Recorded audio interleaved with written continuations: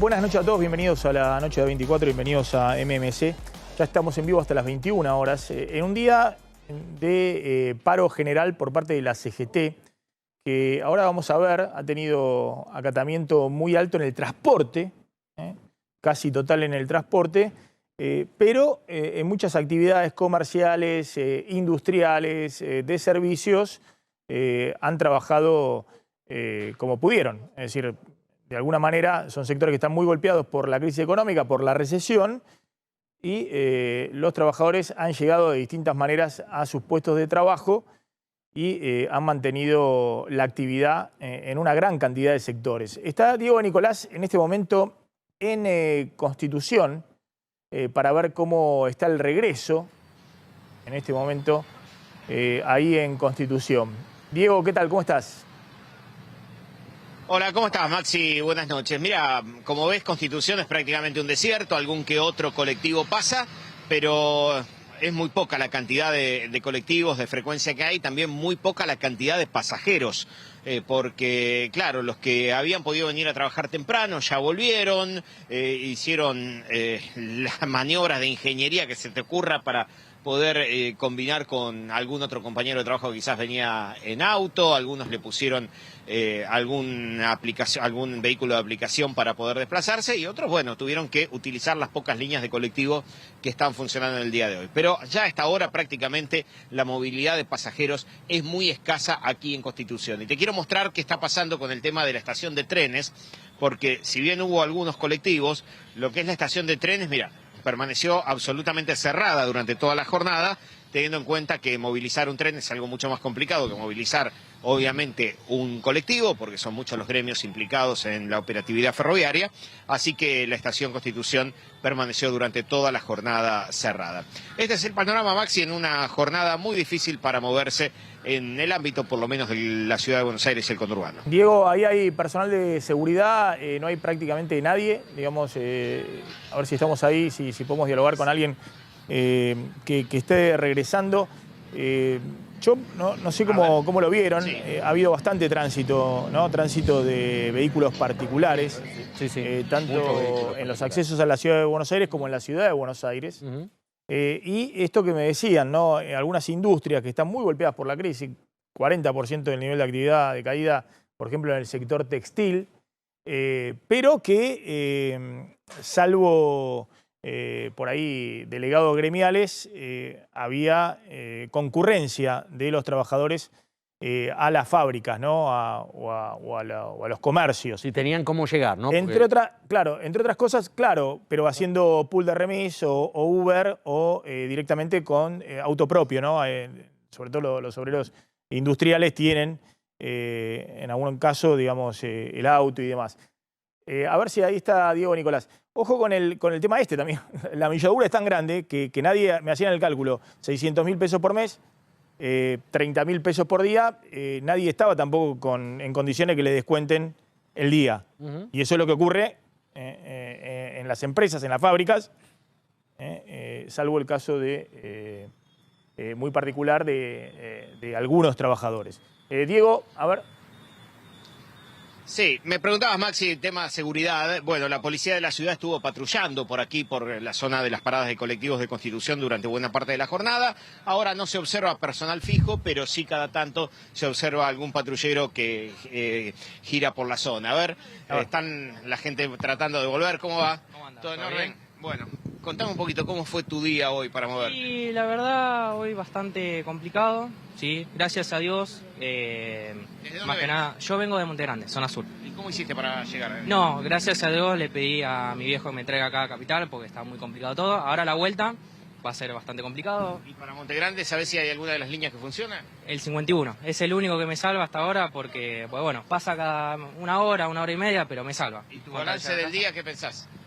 Y quiero que te diga la verdad, así todo me parece perfecto, así poca gente, pero bueno, como está hoy en día la situación, no, exactamente. La verdad que con el tema del paro y con el tema de los derechos... El día, si no. Exacto, sí, era perder el día y nada, la verdad que perder el día, que te descuenten plata, la verdad que no es lo mejor. viendo cómo está hoy en día, hablando del paro, todo, la verdad que está perfecto que la gente haga paro porque están en contra del derecho de los trabajadores. También le toca el bolsillo, lo que más duele es el bolsillo. Así que nada, quería comentar algo del tema de las privatizaciones, no sé si... Bueno, hoy estamos más hablando de sí, eso, pero vamos a tratar de hablar con otro pasajero. ¿Cómo estás? Sí, hola, buenas noches, ¿cómo va? Bueno, contanos, a ver, ¿cómo fue tu día hoy? No, mi vida casi normal porque me puedo manejar normalmente. Bueno, lo que corresponde al paro creo que, bueno, es una forma de mantener los derechos adquiridos por lo que es el derecho laboral. Así que bueno, hay que aguantar. ¿Hasta dónde tenés que volver? Hasta Cañuelas. Yo soy de Las Flores, de provincia, pero hasta Cañuelas. ¿Cómo viniste a la mañana? No, vine en un auto particular. Muchas gracias. No, por favor. Bueno, Maxi, algunos testimonios en esta fila del regreso Ahí está, a casa. Diego. Que va a A ver, ser ¿alguna más, Diego? A ver, un poquito para ver cómo fue, si se puede. A ver si Claro, podemos poquita hablar gente, acá ¿no? con la señora. No, me No parece sé. que no Sí, quiere. claro, ¿Vos te puedes? poquito. No, simplemente contame. Estoy bastante cansado, así Cansado. que preferiría no hablar. Bueno, están cansados. A ver, así que bueno, y no queda mucho más gente con ganas de hablar en la fila porque hay muy pocos pasajeros, Maxi. Diego, los poquitos ómnibus colectivos que estamos viendo ahí en Constitución forman parte del grupo DOTA, que es uno de los grupos que tienen más líneas de colectivos en la zona metropolitana de Buenos Aires. ¿Hay alguna otra, detectaste en tu recorrida y ahí mismo en Constitución, alguna línea que no sea de DOTA? No, todo lo que vimos tiene que ver con DOTA. Por ejemplo, la línea 28, que estaba recién acá, la línea 100, bueno, también pasó el 84. 168 sí, todas también. las líneas que nosotros vimos operando, claro. Sí, todas las que vimos operando acá son las que están nucleadas en DOTA. El resto de las líneas de las otras empresas no las vimos. Mira, de hecho acá el 28, para que quede claramente... ahí tiene la... A ver, Diego, definición si se de le puede DOTA, preguntar ahí al y colectivo, esto se repite. antes que arranque, ahí, ¿no? A ver, ¿Están ahí? Sí. a ver cómo si estuvo, podemos cómo estuvo la... ¿Cómo estás? Buenas noches. ¿Cómo anduvo? Bueno, ¿cómo estuvo el día? Todo bien, por suerte, yendo a laburar. ¿Está yendo a laburar? Sí, como todos los días. Agradecido que Dota brindó el servicio, agradecido. Obvio. Los dos choferes. No, él es pasajero. Ah, eres pasajero. Bueno, ¿y cómo viniste a trabajar? ¿O está yendo ahora? Colectivo, sí, gracias a que Dota no paró. Bueno, buen viaje. Buen viaje. No perdemos el día. Gracias. No perdemos el día. Bueno. Ahí está un chofer y un pasajero que... Hay por lo menos de DOTA que no- era que no otra pararon. versión de la jornada. De hecho, hubo un conflicto judicial con DOTA que esta semana le dijo a sus choferes que tenían que cumplir con por lo menos el 50% del servicio porque según la empresa, el DNU que establece ese porcentaje del servicio está vigente y hubo una discusión judicial con la UTA, que es el gremio de los choferes, y hoy la justicia le dio la razón a la UTA, después si querés lo profundizamos, porque dijo, esa parte del DNU está suspendida y los trabajadores no tienen la obligación de cumplir con el 50% del servicio. Claro. De hecho, la justicia dijo que aquellos que no trabajaron no se le pueden aplicar sanciones. Claro, por eso era interesante, Diego, ahí si podemos volver en algún momento, porque obviamente un trabajador de la UTA en este contexto es difícil, ¿no? Con esto que hablábamos y demás. Por eso, me imagino que los que dentro de DOTA no pararon es porque o tenían alguna diferencia o no querían perder el día. O no querían perder el descuento del día. El descuento del día, claro. Hoy el secretario de Transporte, Franco Mojeta, dijo que el 40% de los colectivos en el AMBA circuló. No sé si es un cálculo un poco Por el Muy tema optimista. elevado. Muy optimista. Pero colectivos se vieron. Sí, sí. Y que iba a sancionar, Moveta también dijo que iban a sancionar a aquellas líneas que no cumplieran con el servicio mínimo, pero hay que ver, es una sanción administrativa, no por un DNU cuya parte no está avalada. Diego, hacemos un cierre desde ahí, no sé, la impresión que tenés de lo que ha ocurrido ahí en este día de paro que estuviste en distintas zonas de la ciudad de Buenos Aires.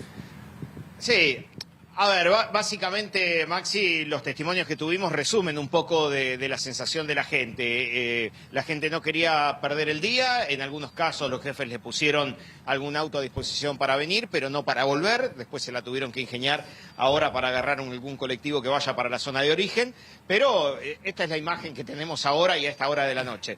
Absolutamente liberado de pasajeros y muy pocos colectivos.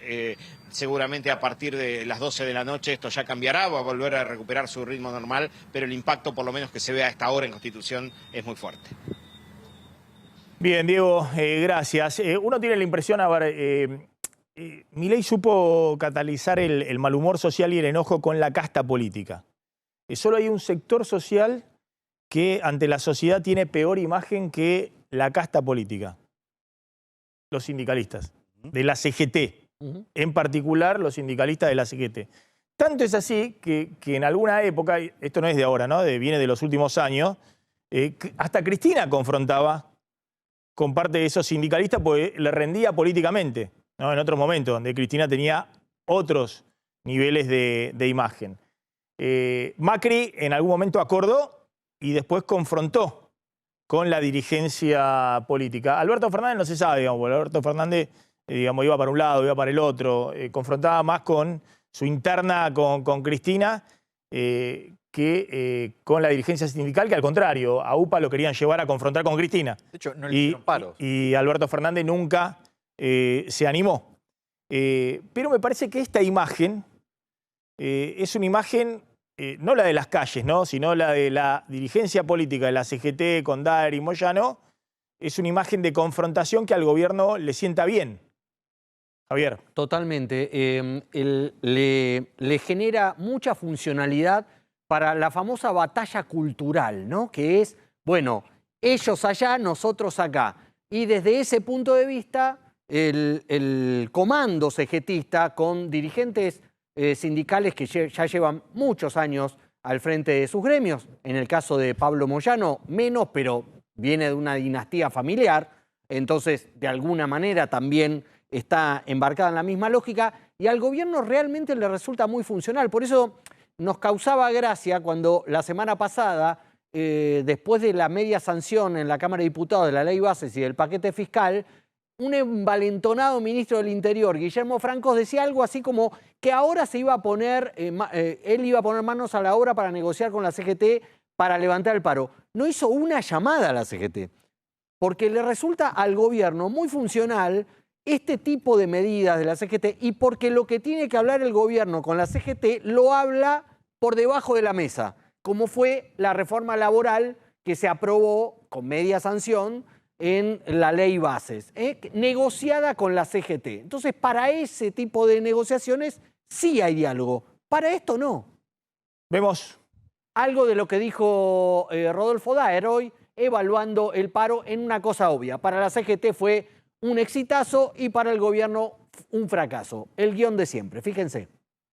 La contundencia del paro que vimos en el día de hoy a lo largo y ancho de todo el país demuestra que el gobierno tiene que tomar nota. Nosotros tomamos nota del acompañamiento y el gobierno tiene que tomar nota. Fuimos al paro porque el ajuste recayó sobre los jubilados, el ajuste recayó sobre los sectores más vulnerables, hubo transporte y la gente se quedó en la casa. Su política de ajuste, su política que nos está llevando a extremos.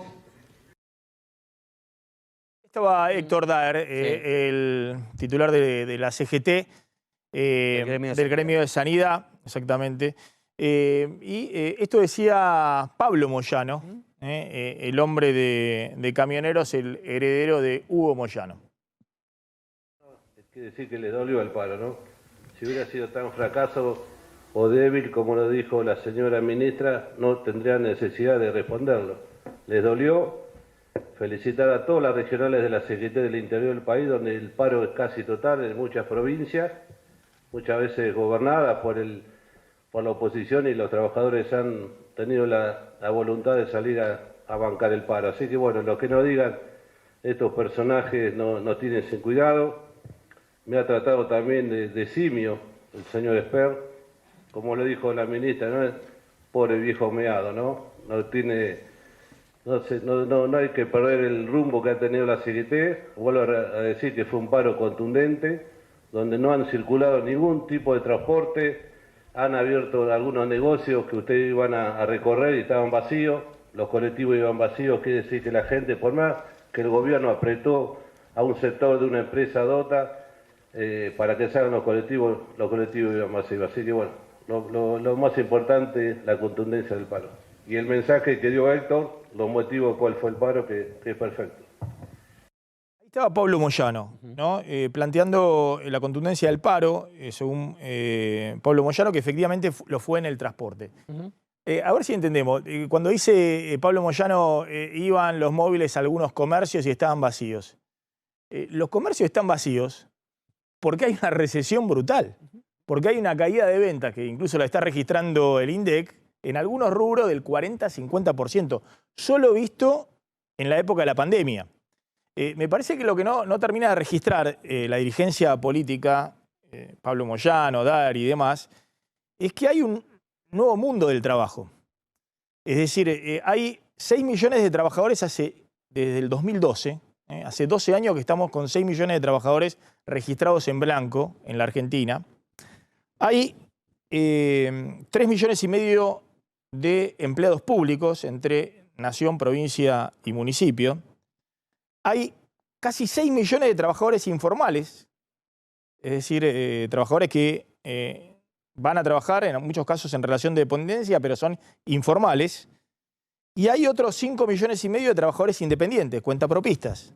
Algunos están registrados, monotributistas y demás, otros no, en changas y demás. O sea, hay 20 millones de trabajadores, de los cuales la CGT representa una parte de los 6 millones de trabajadores registrados en blanco. Se calcula que hay alrededor del 40%.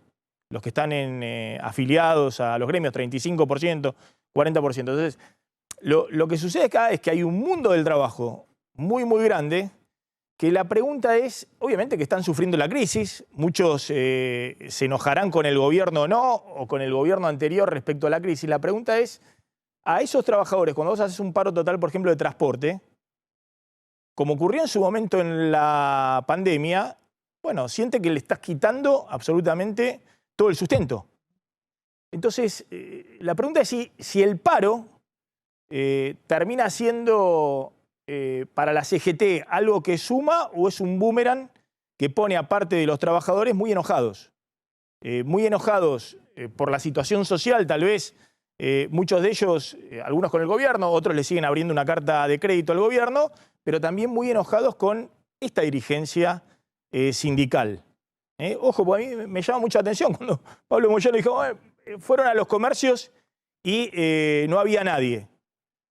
No hay nadie en los comercios porque hay una recesión brutal. Y además el comerciante, que está desesperado, haces un paro donde hay un paro de transporte y demás y se siente todavía más amenazado en su sustento, en su situación. Entonces, ojo con esto, ¿no? Porque efectivamente no hace falta que la CGT le cuente a la gente la crisis que está viviendo la sociedad. Decíamos, la recesión avanza y avanza a paso muy acelerado. La pregunta es, bueno, si esta dirigencia sindical envía el mensaje indicado y se sienten representados con ese mensaje este universo de 20 millones de trabajadores, de los cuales una parte muy importante hoy son totalmente informales o independientes, están fuera del mundo de los derechos laborales. Pero Maxi, yo creo que ahí hay un enfoque correcto de tu parte respecto a quién le habla a la CGT, pero incorrecto desde el punto de vista que la CGT no le habla a los trabajadores. Le habla al gobierno. Le habla al gobierno. Es una disputa política. Genuinamente, no estoy diciendo que no, todo es político, también lo del gobierno es político, decir una cosa de repente sobre la huelga y por debajo negociar con la CGT. Pero lo que se plantea acá es que para Pablo Moyano, para Daer, para toda la CGT, había que dar un golpe de demostración de fuerza de que hay que negociar con ellos, que siguen siendo interlocutores. No les importan los trabajadores. Recién en el noticiero veíamos gente laburante del sector informal, un hombre grande, parrillero de chorizos, otro señor ayudante de albañil, en diferentes zonas del conurbano tratando de volver a la casa, se iban a quedar a dormir en una estación de micros, a la espera de poder volver a sus casas a 2 horas de la ciudad de Buenos Aires. A esa gente la CGT no le habla. Por eso. Le habla al gobierno. Claro, vos decís le habla al gobierno. Ahora, ¿le habla al gobierno político. por qué tema? ¿Le habla al gobierno por la recesión? ¿Le habla al gobierno por la política económica? ¿O le habla al gobierno por la reforma laboral y el impuesto a las ganancias? Porque si es por la reforma laboral, estamos hablando de un núcleo muy pequeño del universo de los trabajadores en la Argentina.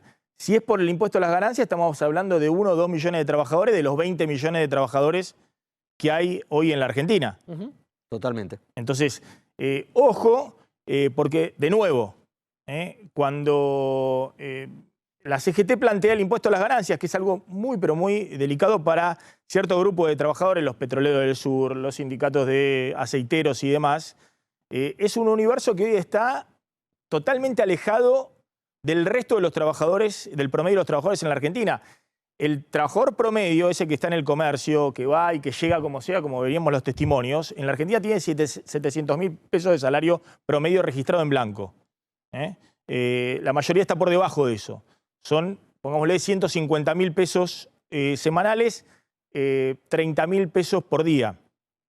Entonces, es totalmente distinto al universo en la discusión del impuesto a las ganancias, cuando estamos hablando que va por arriba de los 2 millones y medio de pesos de salario de bolsillo.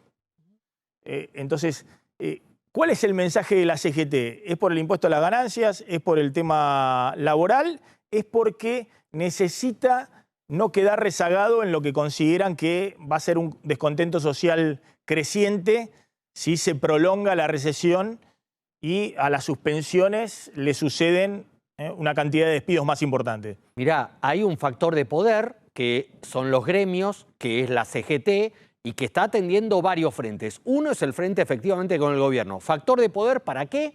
Para justamente negociar mejores condiciones con respecto a ganancias, con respecto a la reforma laboral, con respecto a lo que venga, Pero también hay un tema interno en el movimiento sindical, que son las comisiones internas más duras, vinculadas a la izquierda en muchas ocasiones, que en algunas ramas, sobre todo industriales, le están copando a algunos gremios tradicionalmente peronistas las comisiones de base. Y que son mucho más representativos que este sindicalismo. Absolutamente. Que están ahí con las bases. Mucho más representativos y mucho más transparentes, honestos. Sí.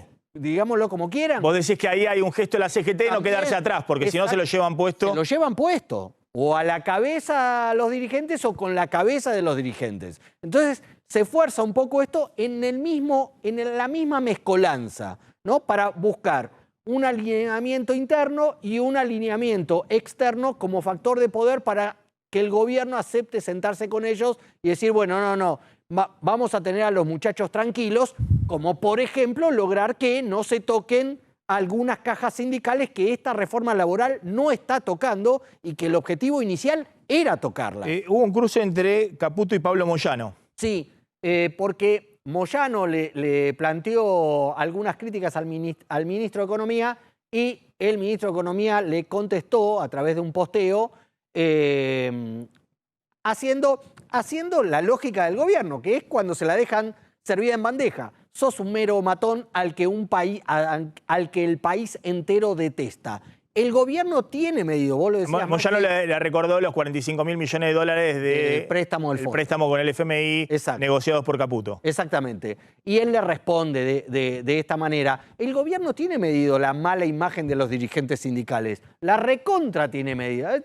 Digo, por eso se la dejan servida en bandeja cuando los atacan, porque el gobierno de esta manera se blinda en esta batalla cultural de quiénes son los buenos, que vendría a ser la gente del gobierno y quien apoya al gobierno, y quiénes son los malos. ¿Y el mensaje de Milei cuál fue?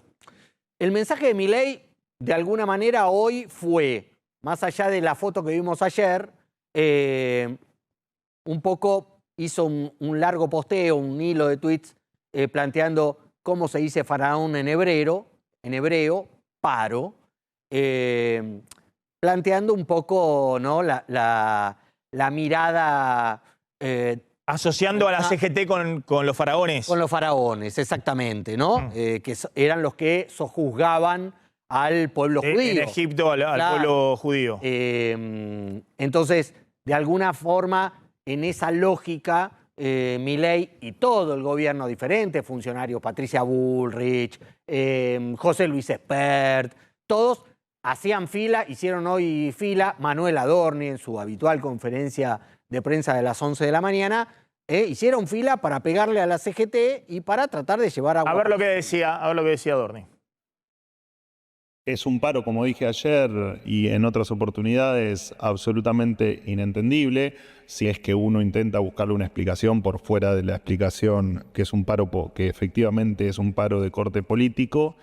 Y la verdad es que un paro que es a base de piedrazos, a base de extorsión y a base de amenazas, no es un paro, ¿no? Es simplemente eso, es un día donde estamos viendo la consecuencia de un esquema sindical que claramente ha quedado en otros tiempos.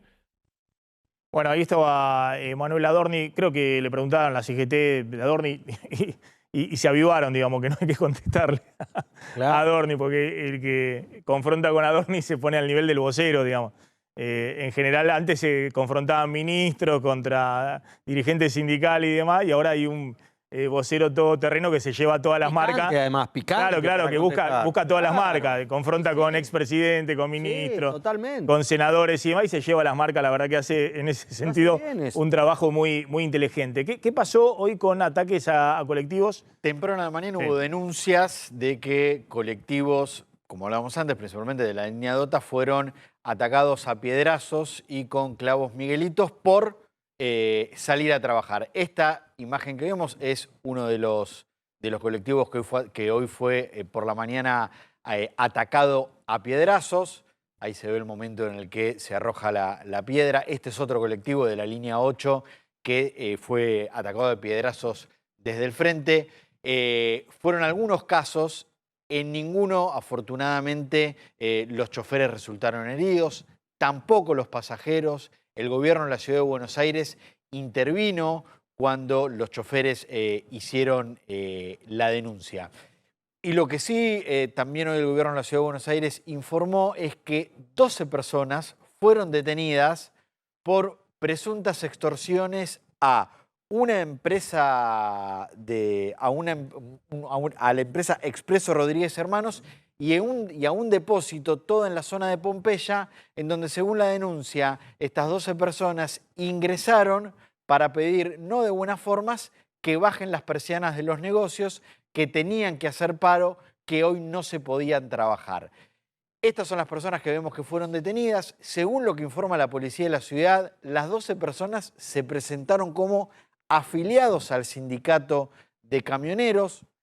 Se estaban trasladando en 8 vehículos, de los que se secuestró un cuchillo, un palo y una vara de metal. La policía dio aviso a la justicia ordenó que queden detenidos, que las aprehensiones se conviertan en detenciones, y se abrió una causa por el delito de extorsión para, con el avance de la investigación, el informe de la justicia, lo que los empleados puedan aportar como testigos, se pueda determinar la responsabilidad de estas personas. Ya que hablamos de colectivos, se subió a un colectivo Patricia Bullrich, la ministra de Trabajo, a ver si la vemos ahí subida a un colectivo. ¿Por qué se subió a un colectivo? Porque quería demostrar ahí, creo que fue en Plaza Constitución, que había colectivos que funcionaban. Había Constitución, que funcionaban. Justamente se subió a un colectivo de Dota, de una de las líneas de Dota, y tuvo un pequeño percance que ahora, fíjense lo que pasó.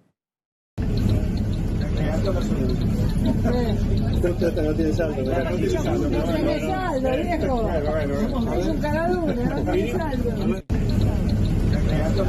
Es el ministro, el secretario de Transporte, que le dio la tarjeta que no tenía saldo. Es que le deben haber dado la tarjeta de un trabajador en serio. Claro.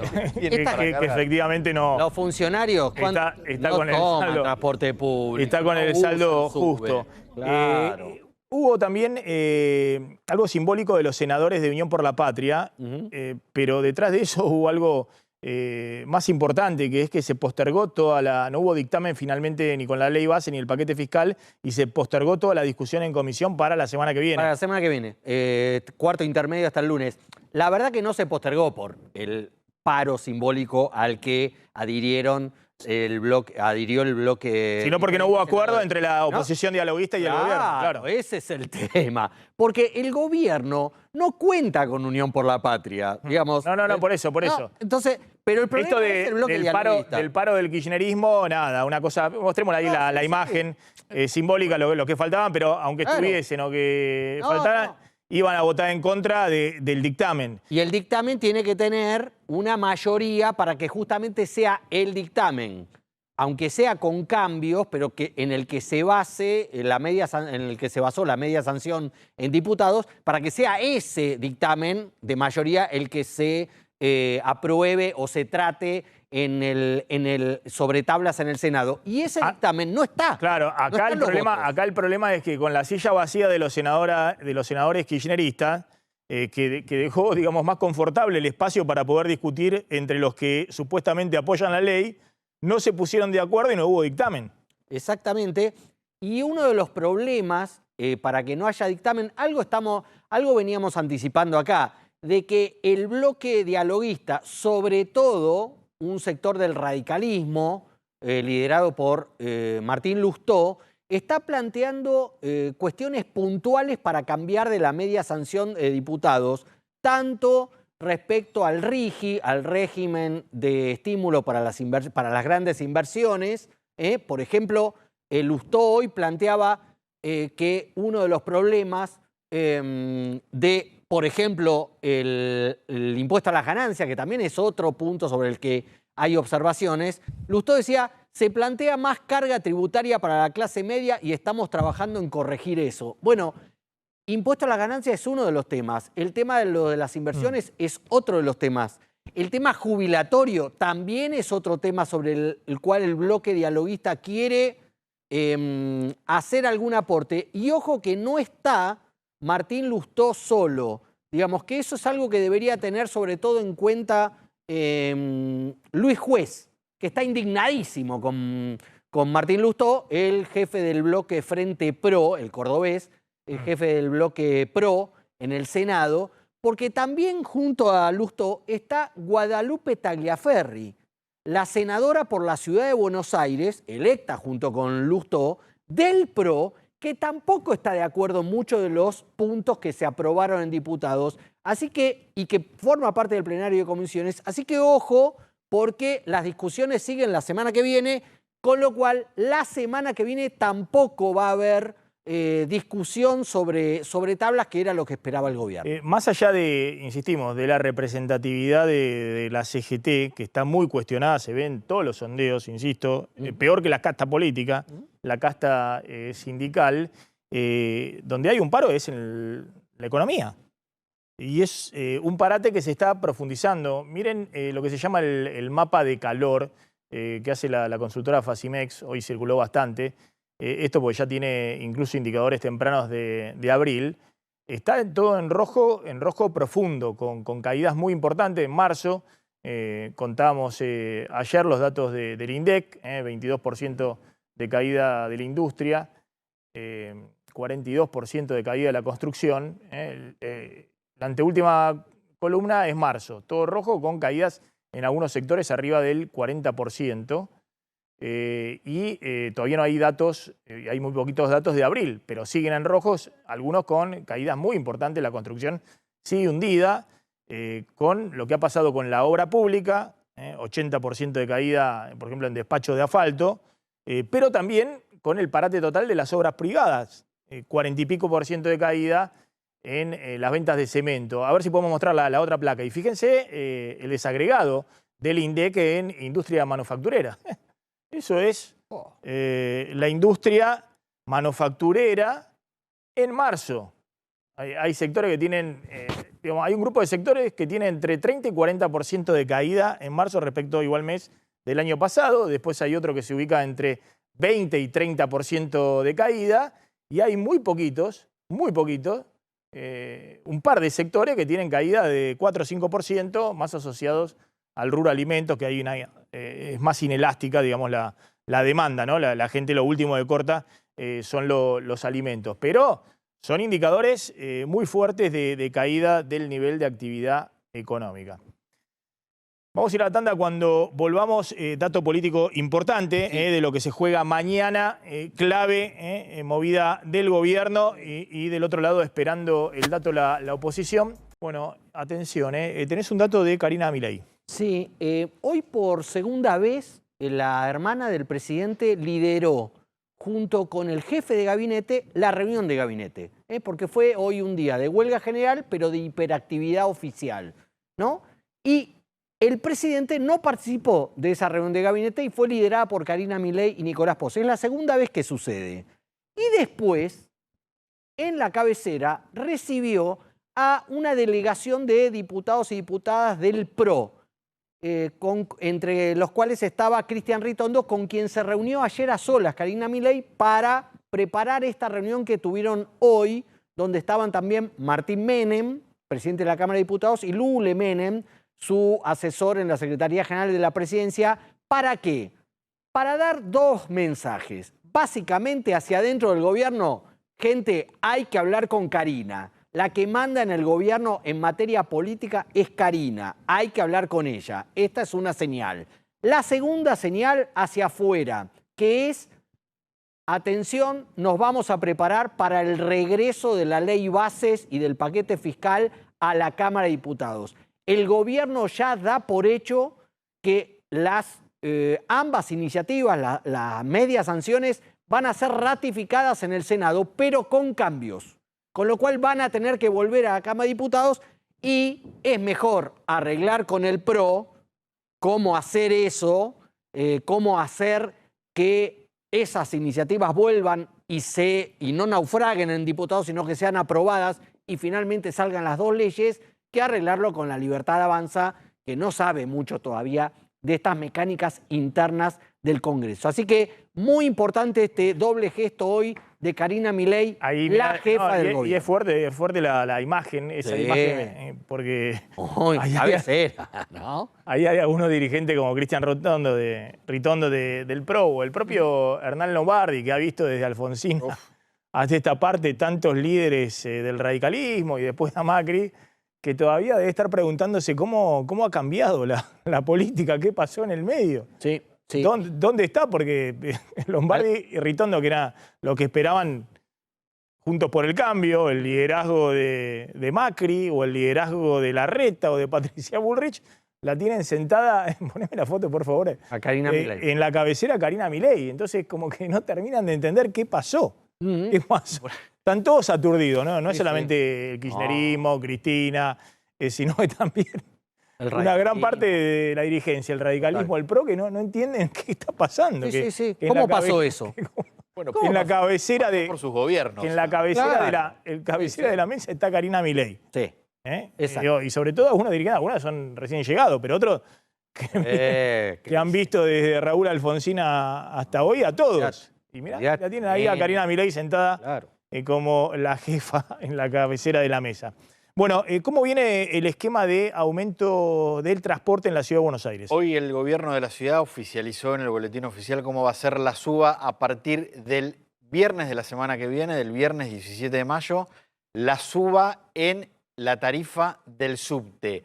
Pasa de 125 pesos que vale hoy a 574. Esto es un aumento del 360%, pero también ya se conoce cómo van a ser los próximos aumentos, porque la resolución de hoy lleva el aumento total, pero de manera escalonada. En junio va a estar a 667 pesos y a partir de agosto en 757 pesos la tarifa de subte, lo que hace un aumento total del valor actual de 125 pesos a estos 757 del 505%. Y el premetro, a partir del próximo viernes, llega a los 200 pesos con 90 centavos de los actuales 43 pesos con 75. Después también hay un programa para los pasajeros que viajen mayor cantidad de veces en el mes, hay también los descuentos para la tarifa social, pero el valor del boleto de subte a partir del viernes, viernes 17 de mayo, es de 574 pesos y va a llegar a más de 750 pesos a partir de agosto en este aumento escalonado que hoy anunció el gobierno de la ciudad. Ojalá funcione mejor, ¿no? Bueno. Además del aumento del sablazo tarifario, ojalá que funcione mejor el servicio. No solamente garantizado, sino que es pésimo. Entonces, bueno, en una de esas es por un tema de falta de tarifa, ¿no? Nos convencen de eso. Bueno, tal vez con esto ayuda a que funcione mejor. Mostramos que la recesión avanza y también la desinflación avanza.